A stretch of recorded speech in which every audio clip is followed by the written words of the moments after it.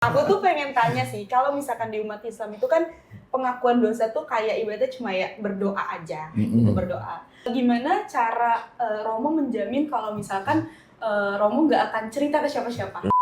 Aku pernah dengar juga kalau misalkan di Katolik itu bisa nikah beda agama yang mungkin nikahnya dalam agama Katolik. Itu tuh kayak gimana sih Romo?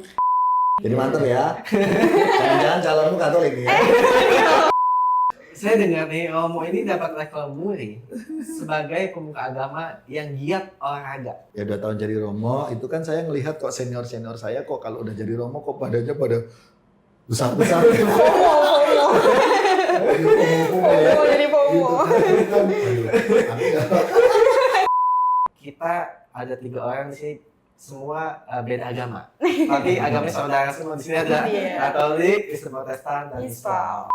Menurut Romo saat ini di tengah dunia yang sedang bergejolak mengenai perang ini, ya kan dikatakan di Alkitab di akhir zaman kasih akan menjadi dingin. Ya. Menurut Romo itu sebenarnya masih bisa gak sih kita menerapkan kasih itu? Percuma kita mewartakan kasih yang kadang mungkin gak ada efeknya dan sebagainya, saya rasa tidak. Sekecil apapun pasti akan ada dampaknya. Itu yang penting kita mulai dari diri kita masing-masing. Setiap kita adalah sama-sama manusia yang membutuhkan kepedulian dan kasih tersebut.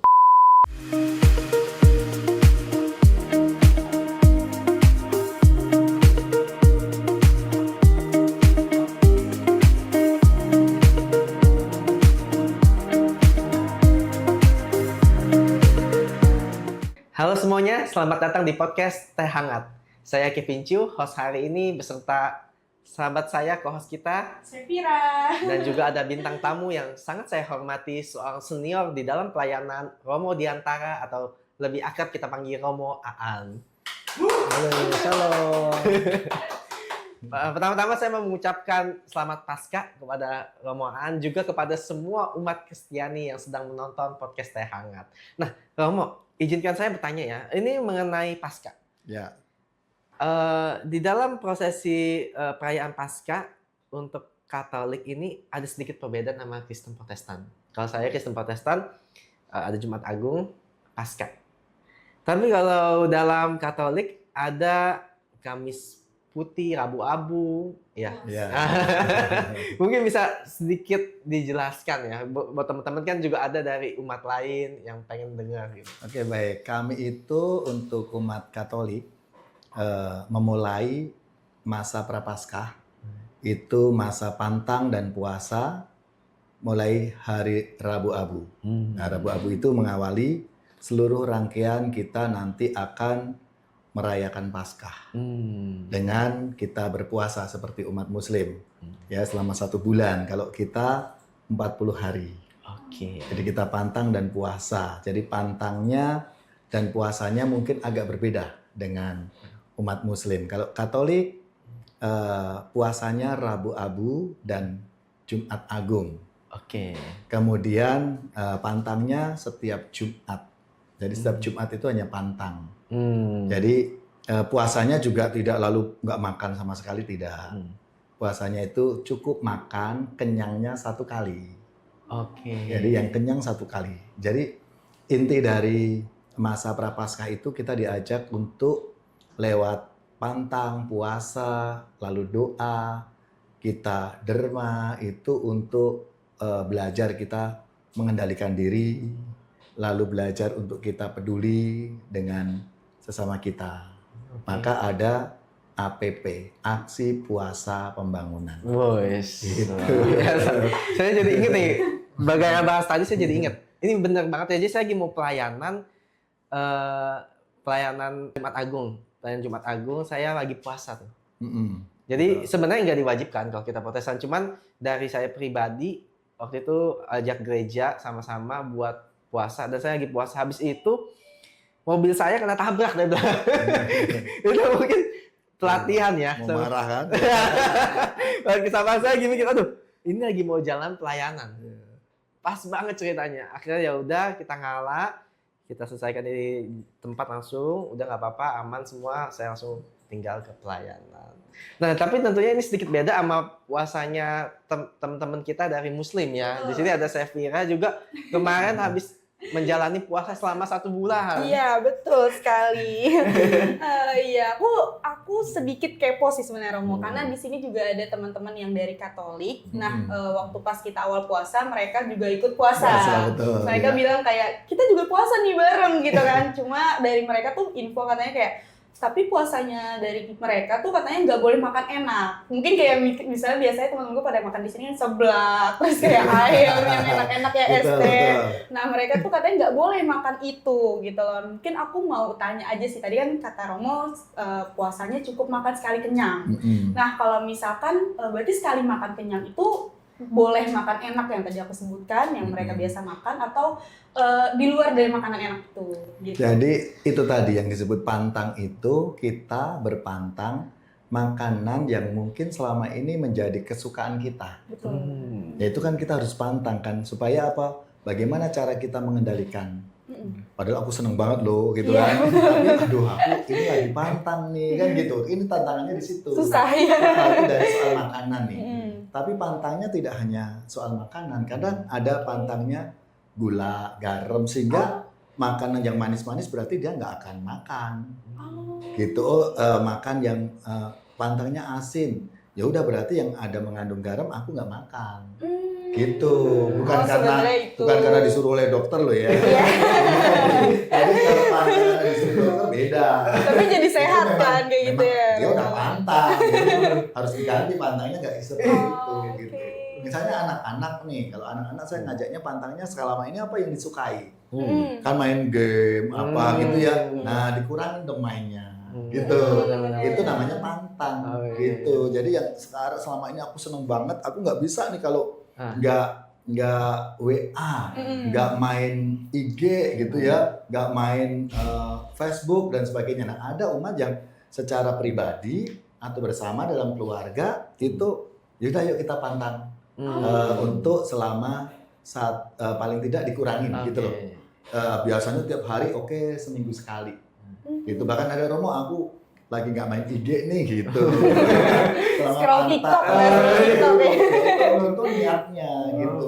Jadi yang namanya pantang atau puasa itu lebih-lebih yang pantang yaitu bisa bersama.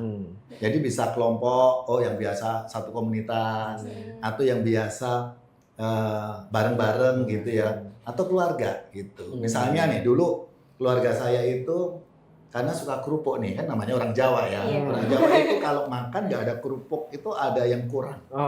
Nah selama masa Prapaskah kami pantang kerupuk. Sehingga supaya kita terbantu nih, di rumah itu ada toples nih. Toplesnya kosong tapi ditulisin pantang kerupuk. Itu tuh membantu loh, benar diingatkan kan. Soalnya nih di gereja Katolik tuh nggak ada tandanya kita boleh buka loh, kita boleh, nggak ada. Kita sendiri yang ngatur. Jadi nah sekarang coba misalnya makan hanya kenyang 1 kali, ukurannya perut siapa? Nah itu dia. Kalau saya lihat beda. Aku kecil. Ini beda ya gitu. Jadi ukurannya kita. Nah disitulah bagaimana kita belajar mengendalikan diri. Itu jadi bukan soal aku lagi puasa, enggak, tapi bagaimana dengan pantang dan puasa itu membawa aku pada perubahan. Aku menjadi baik. Aku ngurangin uang jajan. Saya anak-anak boleh itu pantangnya jajan. Aku kurangin, misalnya selama ini dapat uang saku dari orang tuanya sehari misalnya 1.000. Oke, aku jajan nggak 1.000. Aku jajan 500 saja. Yang 500 aku sisihkan, aku masukkan ke APP tadi, Aksi Puasa Pembangunan. Itu yang nanti mungkin dia akan sumbangkan ke panti asuhan lah, atau ke siapa gitu. Jadi di akhir puasa, yaitu pada hari raya Paskah, nah itu biasanya di sekolah-sekolah atau di lingkungan-lingkungan gitu ya, itu dikumpulin yang APP tadi, karena ada kota APP-nya. Kota APP itu untuk kita paling tidak setiap Jumat itu diedarkan supaya kita ngisi. Oh. Gitu. Iya, betul-betul. Gitu. Kalau di Islam tuh kayak kotak amal lah Ya, ya. betul. Amal. Iya, sama alurnya misalnya ke Nanti yatim selama panti asuhan 40 hari juga. ya, 40 hari itu lalu dibuka. Nanti apa mau untuk siapa? Itu ditentukan bersama. Oh, Gitu. Biasa. Nah, terus saya lanjutkan ya. Oh, Tadi kan boleh. baru Rabu Abu nih. Ya. Terus setelah itu kita seminggu sebelum Paskah itu pekan suci. Jadi selama seminggu ya sebelum Paskah, berarti nih hari ini nih. Hari ini tanggal 28, 29 itu Sabtu Minggu ini kita memasuki Minggu Palma. Oke. Minggu Palma itu mengenang kisah sengsara Tuhan Yesus. Karena Tuhan Yesus masuk kota Yerusalem itu disambut sebagai raja. Hosana Raja Daud, Hosana Raja Daud. Nah itu hari Sabtu Minggu itu perayaannya itu. Kita membawa daun palma. Oke. Jadi bawa palma dari rumah, kita bawa nanti diberkati, lalu kita menyambut perarakan Tuhan Yesus yang masuk kota Yerusalem kayak zaman dulu gitu ya. Zaman dulu kita melihat kembali gitu, kita mengenang kembali gitu. Nah, setelah itu baru memasuki Trihari Suci. Trihari Suci itu Kamis Putih, Jumat Agung. Jumat Agung itu wafat Isa Al-Masih dan hari Raya Paskahnya. Gitu, Sabtu sepi, lalu Hari Raya Paskah. Kamis Putih itu mengenang Tuhan Yesus bersama para murid pamitan. Aku mau meninggalkan nih. Aku mau meninggalkan kamu murid-murid ini, maka Yesus memberi contoh teladan melayani. Dia membasuh kaki para rasul. Jadi dibasuh. Nah itu sebenarnya mau memberi teladan pada kita, umat Katolik khususnya, supaya kita juga mau lo jadi pelayan, bukan jadi bos gitu loh, bukan jadi pejabat gitu. Tapi bagaimana bahkan kalau diri kita ini pun sesungguhnya adalah direktur, pimpinan di perusahaan dan sebagainya, yuk kita juga melayani. Itu tugas kita sebagai pelayan, gitu. Ya, Kamis Putih itu kan mau mengajak Yesus itu kepada para muridnya, aku mau meninggalkan kamu loh. Nah, aku mau ngasih contoh. Aku yang adalah gurumu, aku yang adalah Tuhanmu, aku mau melayani. Aku mau membasuh kakimu, gitu. Nah, ini kan contoh keteladanan gitu ya. Keteladanan seorang pemimpin gitu ya kepada bawahannya. Padahal kan harusnya bawahannya yang sangat menghormati yang ini gitu. Ini malah sebaliknya gitu loh. Yesus yang mau merendahkan diri lalu berlutut di depan para muridnya itu, bawahannya itu gitu untuk membasuh kakinya, dicium kakinya seperti itu. Nah, itu kan memberikan contoh keteladanan ya sebagai pimpinan tapi juga pelayan. Nah, lalu baru masuk disitulah Jumat Agung. Jadi kisah sengsara Tuhan kita Yesus Kristus. Itu mulai dari Yesus ditangkap, lalu Yesus dianiaya, sampai akhirnya disalib dan wafat. Maka hari Jumat Agung itu hari libur, tanggal merah, wafat Isa Al-Masih. Nah di situ. Jadi mau mengenang kisah sengsara Tuhan itu. Sehingga lalu hari Sabtunya sepi. Benar-benar nggak ada kegiatan tuh dari Jumat malam sampai nanti Sabtu siang itu nggak ada kegiatan apapun. Itu baru Sabtu sorenya malam, sore ke malam itulah Yesus bangkit. Kita merayakan kebangkitan Tuhan. Malam Paskah lalu kebangkitan. Kan kalau dihitung kan 3 hari bangkit gitu kan. Jadi dari mulai Jumat,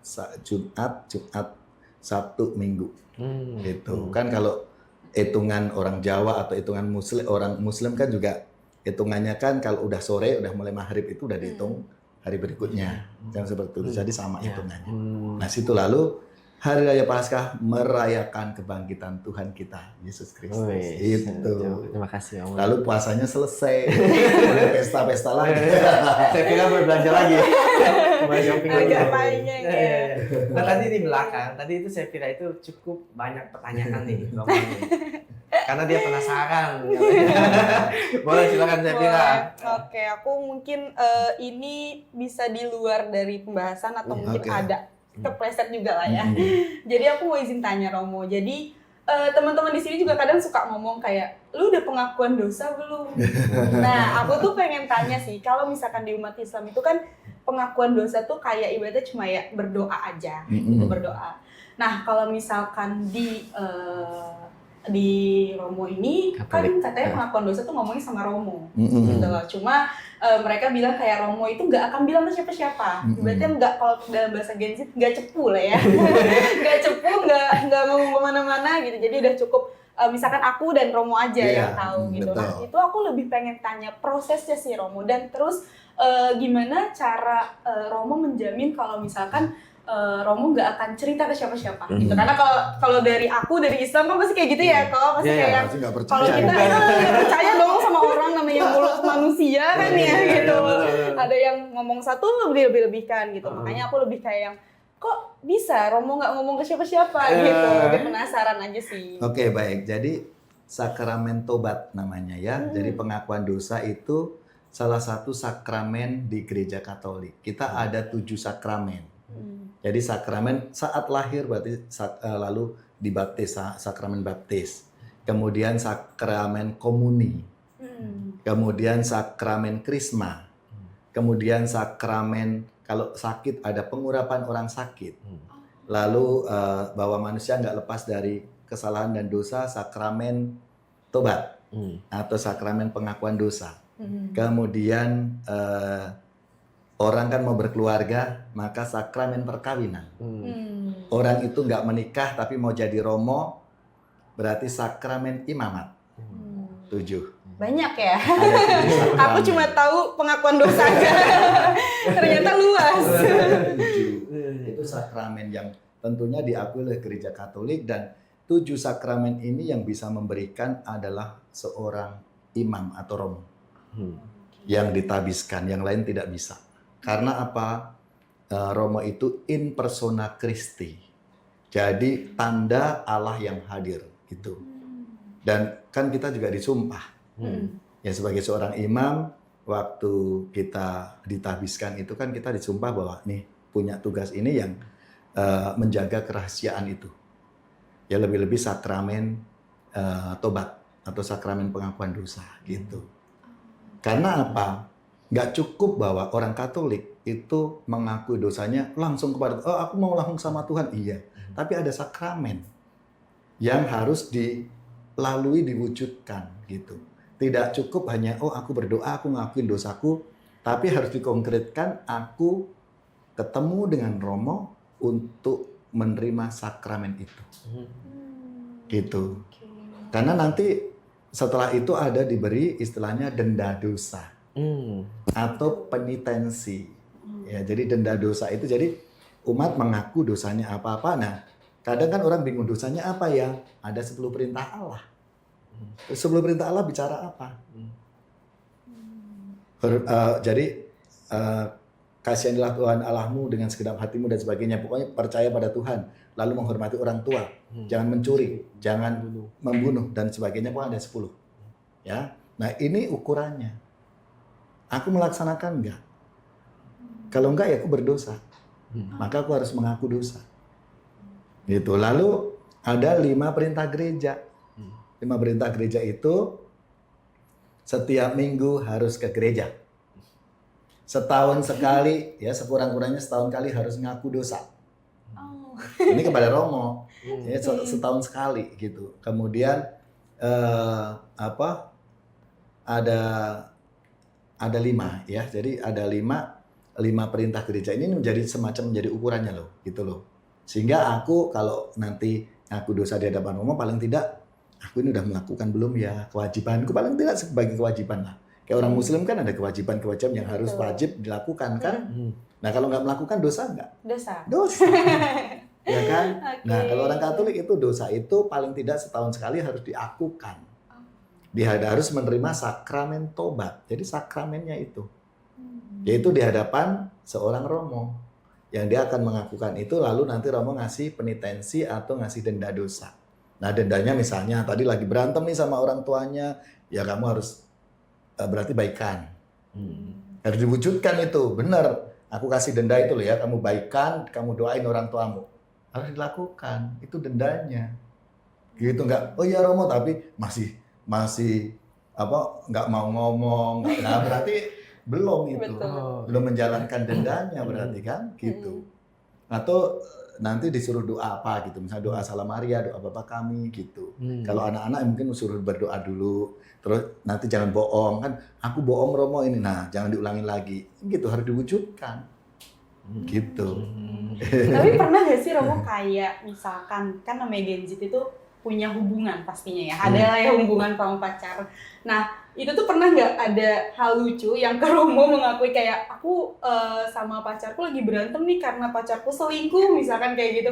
Itu tuh dari Romo tetap ada yang kayak tadi dibilang kayak ada denda dosanya bagian bedanya, atau mungkin kayak ya udah Romo cuma kayak sama aja halnya gitu. Ya tentunya lihat dari kasus per kasus ya gitu ya. Kan saya nggak boleh, nggak artinya gini, kan saya nggak boleh menceritakan kan. Jadi saya ya pasti anonim gitu, nggak akan oh si A tadi begini, nggak. Saya harus menjaga kerahasiaan itu siapapun gitu, bahwa paling tidak oh ada yang ya itu tadi ukurannya ini, kadang marahan, aku lagi jengkel, aku lagi ini kan banyak Iya kan. pasti banyak kan ya. Keluarga itu kan aku lagi kesel nih Romo ini, aku lagi ini. Ya yang umum-umum kan ada pasti, tapi kan bagaimana itu jangan berlarut-larut, selesaikan kan gitu. Biasanya kita kalau nanti itu ada hal-hal yang memang nggak bisa diselesaikan di dalam sakramen tobat tadi ya, sakramen pengakuan dosa, kita nanti harus minta waktu untuk konsultasi. Jadi ke ruang konsultasi, jadi di luar sakramen tobat gitu. Misalnya ada kasus yang memang oh ini nggak bisa sangat selesai, berat lah ya. harus diselesaikan di dalam konsultasi. Seperti itu. Si Vira, Ribet ya. lagi berantem sama pacaran. Enggak. Oke, ini berarti nyambung sama pertanyaanku selanjutnya. Aduh, aku jadi banyak tanya karena kepo ya. Jadi aku dengar kalau misalkan di Katolik itu kalau mau nikah itu agak ribet Romo katanya. Prosesnya ya, lebih prosesnya harus katanya harus konsul dulu ke Romo, terus harus kayak kesini gitu, terus kayak butuh waktunya lama loh sampai 4 bulan kadang ada gitu. Aku dengar teman-temanku cerita gitu. Nah itu tuh aku pengen tahu juga sih prosesnya kayak seperti apa, karena kan kalau dalam Islam itu nggak yang terlalu ribet ya, maksudnya kayak kalau misalkan sudah ini lamaran dan udah langsung akad nikah gitu loh. Tapi kalau misalkan di Katolik itu seperti apa? Karena banyak yang bilang katanya prosesnya agak ribet gitu. Oke, baik. Memang kita mau mempersiapkan perkawinan itu dengan baik. Tidak yang asal-asalan gitu ya. Artinya karena ini apa sekali seumur hidup. Betul. Jadi harus benar-benar siapkan. Kalian berdua benar-benar siap enggak? Itu maka itu dibuktikan dengan nih. Karena kami sudah selalu diumumkan kalau mau ngurus perkawinan secara Katolik minimal 3 bulan sebelum hari H itu harus sudah diurus. 3H sebelum hari H. Karena apa? Nanti persyaratan-persyaratan baik secara internal gereja, dokumen-dokumennya apa saja, kemudian yang nanti untuk negara apa saja gitu ya. Paling tidak untuk yang internal gereja itu harus ikut yang namanya kursus. Ya kalau dulu kursus perkawinan. Kalau sekarang namanya membangun rumah tangga. Itu ada selama Sabtu Minggu 2 hari. Itu pasangan itu harus ikut pembekalan. Harus ikut pembekalan, nanti dibuktikan dengan dapat sertifikat bahwa aku udah mendapatkan pembekalan. Itu pembekalannya macam-macam. Karena mau membangun rumah tangga kan, ya ada dari pembekalan dari pasutri tentang apa mengatur ekonomi rumah tangga, kemudian dari sisi kesehatan ada dokternya, anak, nanti seperti apa gitu. Lalu dari liturginya, ibadahnya nanti begini yang harus disiapkan ini dan sebagainya. Seperti itu. Lalu pembekalan soal pemahaman tentang perkawinan menurut gereja Katolik itu apa, supaya dia benar-benar paham. Gitu. Sehingga nanti tidak hanya jatuh pada perayaan saja gitu. Tapi ini sebagai satu peristiwa sekali seumur hidup. Bahwa kalian berdua itu benar-benar nanti berjanji di hadapan Tuhan yang disaksikan oleh Romo dan umat yang hadir saat pemberkatan pernikahan itu. Gitu, kalian berjanji kan mau dalam suka duka untung malang sakit sehat selamanya mau berdua. Itu benar-benar dihayati. Jangan hanya saat itu, habis itu ini dikit, udahlah kita bubar aja. Nah, itu Betul, yang mau betul. dihindari seperti itu. Maka orang mungkin bilang, waduh kayaknya ribet ya ini dan sebagainya. Belum lagi nanti seandainya itu yang normal ya, artinya mereka single benar-benar belum pernah nikah. Kalau ada yang sudah pernah menikah, ini kita nggak begitu saja. Oke. Oh, lebih ribet Lebih lah ya. ribet lagi. Nggak bisa. Karena Gitu. biar Apalagi nggak dia 3 kali. nggak pernah menikah. Ini berarti statusnya meskipun secara sipil udah cerai, tapi dari gereja Katolik melihatnya enggak. Dia masih terikat dalam perkawinan. Oh iya. Iya. Kenapa tuh Romo? Ya karena kan gereja Katolik hanya mengakui sekali seumur hidup. Oh. Kalau dia pernah menikah berarti, nah ini udah pernah nikah. Dia punya status perkawinan yang pertama. Oh, mungkin kenapa agak ribet karena itu kali ya. Iya. Gitu ya. Kalau yang single oke gitu ya. Tapi kalau yang nggak single ini, yang satu udah pernah menikah, yang satu belum, yang nggak pernah, yang sudah pernah menikah ini yang menjadi halangan. Bagi kami ini halangan. Harus dibereskan dulu, gitu. Dan itu ada pengakuan dosa lagi. Ya itu ada banyak proses, Prosesnya. ya, ada banyak proses, Betul. gitu. Oke, ya sebenarnya hampir sama sih ya sama Islam itu juga ada kita kalau di kita tuh di KUA ya disebutnya, tapi itu bareng-bareng dan mungkin nggak terlalu lama prosesnya, maksudnya kayak ya udah dikasih wejangan aja gitu kali ya, tapi kalau mungkin di Katolik agak riuh juga ya dengarnya, mungkin makanya teman-teman aku suka kayak nggak gampang nikah gue tuh kayak gitu, ternyata itu alasannya.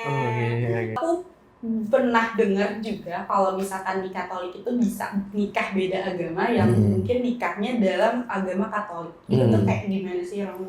Jadi memang ini secara pastoral ya, karena dalam kenyataannya umat Katolik itu nggak hanya menikah dengan Katolik saja, bisa dengan Kristen berarti beda gereja, bisa dengan orang Buddha, Hindu atau Islam itu berarti beda agama. Nah ini ada prosesnya. Jadi bukan berarti lalu mereka harus pindah menjadi agama Katolik, tidak. Mereka tetap sesuai dengan agamanya masing-masing, tapi harus menikahnya secara Katolik, gitu. Jadi harus di gereja Katolik, tapi tidak harus menjadi ikut agama Katolik, tidak. Jadi hanya secara dokumennya saja. Jadi secara dokumen tolong dibantu. Maka biasanya dibikin surat pernyataan bagi yang non-Katolik ini bahwa mau bersedia untuk menikah secara Katolik. Tapi tidak berarti lalu menjadi Katolik, tidak. Hanya demi pasangannya yang Katolik. Karena yang Katolik ini kan punya komitmen bahwa aku mau tetap Katolik. Tapi aku menikah sama yang non-Katolik, nggak apa-apa. Kita bantu secara pastoral. Berarti kali ini nggak ribet ya? Nggak ribet kali ini. Gitu. Ya. Karena nggak harus ada tapi harus sama pindah. menurut saya sama kayak yang tadi single tadi. Tapi sama, hanya nanti akan diurus ke kantor pusat yaitu di katedral. Diurus di sana untuk bahwa ini kalau beda gereja dengan Kristen berarti mohon izin menikah, izin beda gereja. Kalau yang dengan non-Katolik, non-Kristen itu berarti menikah beda agama. Itu minta dispensasi namanya. Jadi nanti ada surat dispensasi dari uskup supaya si A yang Katolik ini bisa menikah dengan yang non-Katolik seperti itu. Sehingga perkawinannya sah secara Katolik gitu. Jadi itu demi sahnya Katolik. Gitu. Oke. Ya. Jadi mantap ya. Jangan-jangan calonmu Katolik ya. Tidak apa-apa ya. Tapi yang berarti ya. Teman-teman, saya jujur di sini duduk ya, agak minder. Kenapa minder? Karena ototnya itu lebih besar ngomong. Meskipun umurnya agak jauh ya. Jadi gini, saya dengar nih Romo ini dapat rekor muri sebagai pemuka agama yang giat olahraga. Bahkan kesini pun tadi saya dapat info naik sepeda ya. Berapa kilo sorry? Oh, aku itu dari Cikarang Kabupaten Bekasi ke Jakarta Barat. Berapa kilo? 69 kilo. Wah. Saya penasaran, maksudnya ada alasan tertentu aku bisa begitu giat, begitu suka sama ini. Jadi gini, itu awalnya itu saya 2 tahun jadi Romo. Ya 2 tahun jadi Romo, itu kan saya ngelihat kok senior-senior saya kok kalau udah jadi Romo kok badannya pada besar-besar. Jadi FOMO. Aduh, masak nggak ada ototnya gitu. Nah, ini yang FOMO tuh pada daerah begini ya, sini loh, gitu.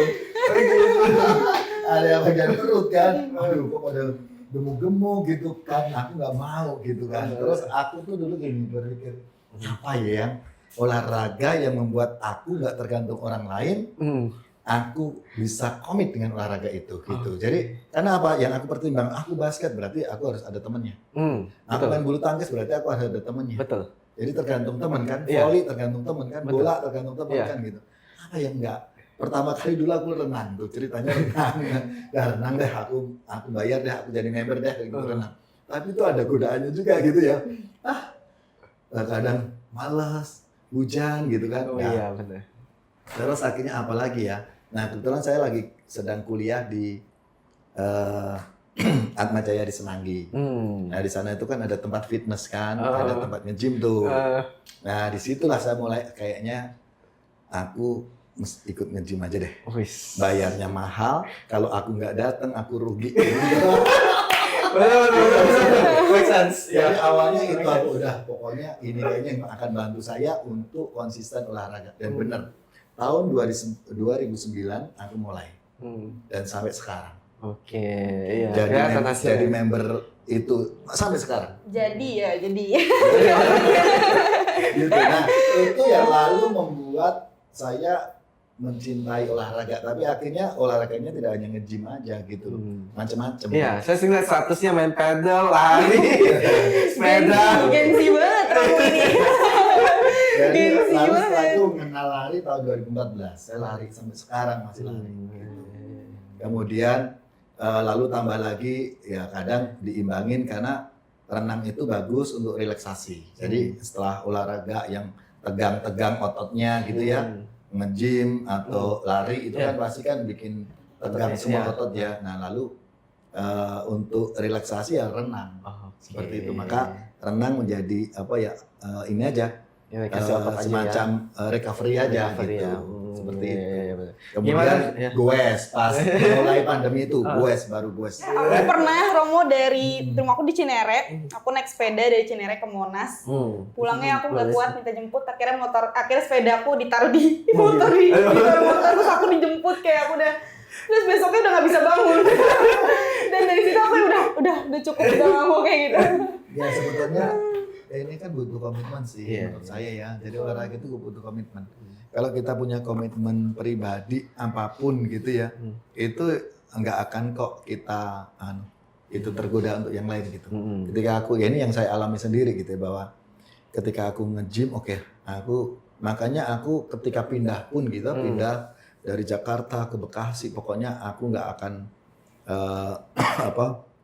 nggak akan break dari anggota nge-gym gitu. Karena apa? Ketika aku kan area Bekasi juga masih area Jakarta deket kan. Jadi karena makanya saya all club gitu, dimanapun ada yang satu sama, aku bisa di situ gitu. Makanya setiap kali kemana-mana pasti saya bawa alat-alat olahraga gitu. Karena itu akan bantu saya. Oke, biasa. Gitu. Biasa. Kayak Romo kan. Nah, teman-teman di sini cukup unik ya.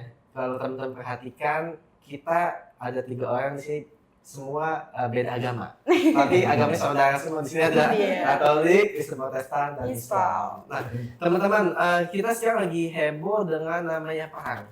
Ya. Jadi seakan-akan dunia ini gaduh nih membahas perang. Sedangkan kalau kita kembali ke sisi agama ya, kita tahu bahwa dari Katolik ataupun dari Kristen ini diajarkan dan kasih. Tentunya semua agama ngadain kebaikan, ngadain kasih juga. Saya mau bertanya nih kepada Romo ya. Menurut Romo saat ini di tengah dunia yang sedang bergejolak mengenai perang ini, ya kan dikatakan di Alkitab di akhir zaman kasih akan menjadi dingin. Ya. Menurut Romo itu sebenarnya masih bisa gak sih kita menerapkan kasih itu? Kasih persaudaraan. Saya rasa kasih itu kan menjadi ajaran kita semua ya. Apapun agamanya. Bahkan orang yang nggak beragama. Yang mungkin hanya percaya saja gitu ya. Itu kan pasti meskipun nggak terkatakan gitu ya. Nggak terkatakan tapi pasti akan dia ungkapkan di dalam tindakannya. Dalam perbuatannya harusnya seperti itu. Betul. Gitu. Jadi maka bagi saya nggak ada istilah kok dalam situasi seperti ini lalu percuma kita mewartakan kasih yang kadang mungkin nggak ada efeknya dan sebagainya. Saya rasa tidak. Sekecil apapun pasti akan ada dampaknya. Itu yang penting kita mulai dari diri kita masing-masing. Jadi masing-masing. Gitu. Nggak usah melihat yang aduh situasinya seperti ini besar begini. Enggak. Kita mulai aja dari hal-hal yang kecil saja gitu ya. Saya belajar dari Mother Teresa. Bagaimana ia juga dengan apa yang dia lakukan mungkin nggak mempengaruhi perang dunia gitu ya. Tapi apa yang dia lakukan itu menginspirasi banyak orang. Maka kan spirit yang dia wartakan itu lakukan hal-hal yang kecil dengan cinta yang besar. Luar biasa. Ya ketika kita melakukan dengan cinta yang besar itu udah kok pasti orang akan ini. Ibaratnya nih batu. Ini ya batu itu kalau ditetesin terus sama air nggak akan pasti nanti akan ini kok. Gitu. Nah saya rasa sama. Kasih yang kita sebarkan meskipun mungkin saat ini belum berdampak, tapi itu mulai dari yang dekat dengan kita dulu. Oh dia merasakan, kok saling rukun ya ini dan sebagainya gitu.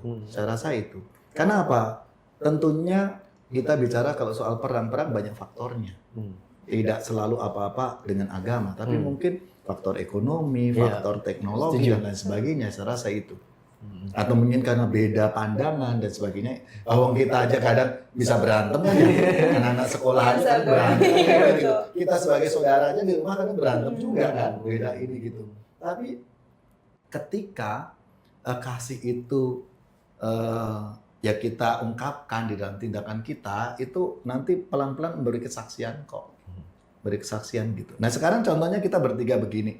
Itu kan nanti mungkin saat ini yang lihat hanya sedikit. Ketika itu di-share kemana-mana, banyak orang semakin lihat loh.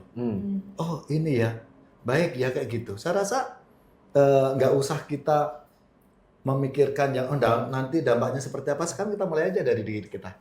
Ketika kita bertiga ngobrol gini gitu ya, mungkin kita nggak pernah berpikir ya bahwa dampaknya akan ini gitu. Tapi kan ketika apalagi zaman media sosial ya, maka saya selalu katakan kita ini bisa menjadi berkat bagi banyak orang. Ketika kita mewartakan hal yang baik. Contoh nih, kita nggak bisa nyumbang secara materi nih, tapi ini ada brosur, ada flyer, ini minta bantuan loh panti asuhan mana dan sebagainya. Kita share aja di medsos kita. Mungkin orang lain yang akan bantu, tapi kan kita membantu mewartakan. Ya kan, mewartakan yang baik kan, mengajak orang untuk jadi berkat kan, gitu loh. Itu yang saya seringkali sampaikan gitu. Yang penting nih, aku nggak bisa bantu saat ini, oke nggak apa-apa, aku bisa doakan, tapi aku share aja. Ini juga resmi kok, tidak rekeningnya pribadi gitu loh, rekeningnya ada kok yayasan atau apalah lembaga kan gitu, itu kan aman, bukan untuk aku pribadi juga kan gitu. Nah itu yang selalu saya ngajak umat saya untuk itu gitu. Ayo kita mewartakan ini, kita jadi diajak untuk jadi berkat gitu. Oke, luar biasa. Luar biasa. Teman-teman, saya teringat sama kalimat dari Bung Karno. Bung Karno pernah bilang begini, kalau Islam jangan jadi Arab, kalau Kristen jangan jadi Barat, atau jangan jadi Yahudi. Ya teman-teman, saya nggak tahu setiap kita mungkin dapat menginterpretasikan kalimat tersebut masing-masing. Tapi kalau dari saya setuju bahwa kebaikan itu universal. Dari agama manapun dan dari bangsa manapun. Saya setuju kalau kita bicara mengenai lapar, kita kasih makan, haus, kita kasih minum. Saat ini jangan lupa bahwa setiap kita adalah sama-sama manusia yang membutuhkan kepedulian dan kasih tersebut. Nah Romo, ada nggak pesan tertentu buat teman-teman umat ataupun yang bahkan non-Kristen ya, yang lagi menonton ini dalam rangka Paskah? Baik, dalam rangka Hari Raya Paskah, tentunya Paskah ini kan kebangkitan Tuhan kita Yesus Kristus bagi umat Kristiani, ya, Kristen dan Katolik. Bahwa kegembiraan Paskah ini tidak hanya kita ungkapkan di dalam perayaan saja, tapi harus diwujudkan dalam tindakan konkret tentunya. Karena apa? Paskah itu membantu membangkitkan kita untuk, kalau di sini ya Keuskupan Agung Jakarta, khususnya tema tahun ini itu mengajak kita bahwa yuk kita merawat bumi yang adalah rumah kita bersama. Salah satu contoh konkret adalah apa? Buang sampah pada tempatnya. Lalu kita bisa memilah-milah sampah. Itu mungkin ini bagi secara umum orang apaan sih kayak gitu ya. Tapi ini sangat berarti loh. Kalau kita lihat kemarin banjir bandang, ya kan? Kemarin Jakarta juga banjir gitu ya. Itu kan karena apa? Yang merusak alam siapa? Diri kita juga. Karena dari awal Tuhan itu menciptakan semuanya baik loh. Baik adanya, semuanya ciptaan Tuhan diciptakan ini semua. Dan tugas kita manusia sebagai makhluk yang paling sempurna, yang paling mulia, untuk apa? Menjaga, merawat. Nah, dalam perjalanan kita lupa tugas yang diberikan oleh Tuhan untuk menjaga, untuk merawat. Kan apa? Sembarangan. Kita buang sampah sembarangan. Lalu mungkin sekarang sudah, ya kalau kami di Gereja Katolik, yuk kita mulai kalau ada pertemuan-pertemuan, bawalah tumbler dari rumah masing-masing, nggak usah pakai botol-botol plastik lagi. Itu kan udah ngurangin, betul, kan betul. gitu. Ya betul. Seperti itu. Biasa. Maka ya, ini saya rasa ajakan untuk kita bersama. Yuk kita mulai dari diri kita, dari keluarga kita, untuk menjaga, merawat bumi yang adalah rumah kita bersama. Wis. Keren. Kemarin ada yang, kemarin itu aku lihat kontennya, pada orang bilang begini, cara membuang uang 100 juta dengan mudah. Jadi 1 tahun lalu dia ada bersihin 1 kali, dan kemarin di tahun 2026 dia shoot udah kotor lagi semuanya. Ini bukan tugas satu kelompok, bukan tugas 1-2 orang, tapi tugas setiap kita. Ya luar biasa, mantap Romo, thank you Romo. Nah, ini kan tadi pesan untuk umat nih Romo. Gimana kalau pesan untuk pemerintah, ada nggak Romo? Nah, kalau untuk pemerintah tentunya ya, kita kalau perhatikan saat ini pemerintah juga mulai mengajak dan bahkan juga memulai dari pemerintah sendiri, termasuk aparat TNI Polri, itu kan menjaga ketahanan pangan nih. Itu kan salah satu upaya juga untuk menjaga lingkungan hidup kita, alam ciptaan Tuhan kita ini gitu. Banyak beberapa teman-teman saya yang TNI Polri itu kan, saya kadang tanya, "Bang, lagi apa nih Bang?" "Ya nih Romo, aku lagi nanam jagung gitu untuk ketahanan pangan gitu." Jadi sekarang ini menjadi gerakan bersama. Tidak hanya kami ya, yang dulu kan pernah kita itu menjadi concern di tahun 2010 ya kalau tidak salah, itu kan sampah jadi berkah. Itu tema kita waktu itu, Gereja Katolik.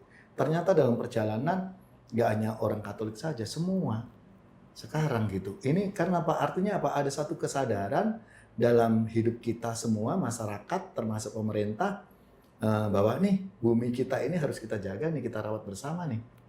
Maka lalu sekarang TNI Polri itu kan punya sawah-sawah nih sekarang. Lagi ketahanan pangan di mana-mana nih. Bener loh, tanam jagung, nanam ini dan sebagainya gitu. Ini kan berarti apa? Ada perhatian nih sekarang.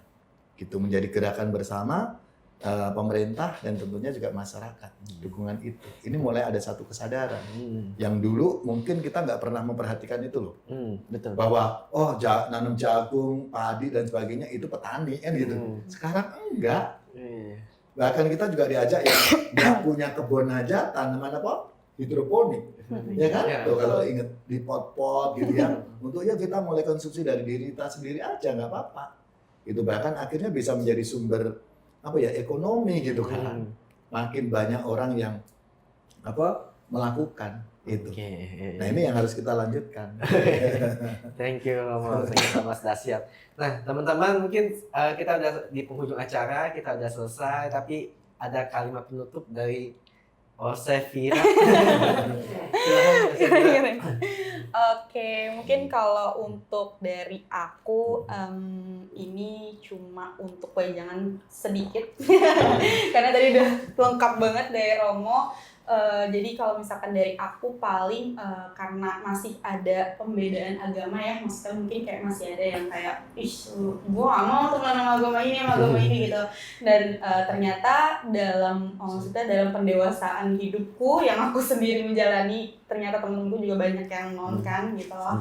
Jadi kayak sebenarnya kita semua sama gitu loh, dan gak ada bedanya. Mungkin memang ajarannya aja yang beda gitu, karena yang memang setiap agama kan beda-beda ya kepercayaannya gitu. Tapi kalau misalkan untuk dalam kehidupan kita sama-sama sebagai orang baik di mata semua manusia itu kita baik sebenarnya gitu loh. Jadi kayak mungkin dari aku sedikit pegangannya kayak kita stop untuk menjudge, untuk kayak jangan beda-bedakan karena kita semua sama. Bahkan kadang berteman itu harus sama siapa aja, karena kita nggak ada yang tahu nantinya kita bakal ditolong sama siapapun orang gitu, entah agamanya beda atau mungkin dia Katolik, Kristen gitu, tapi mereka semua baik di mata Tuhan ya. Amin. Amin. Oke, dikit tapi panjang ya ternyata.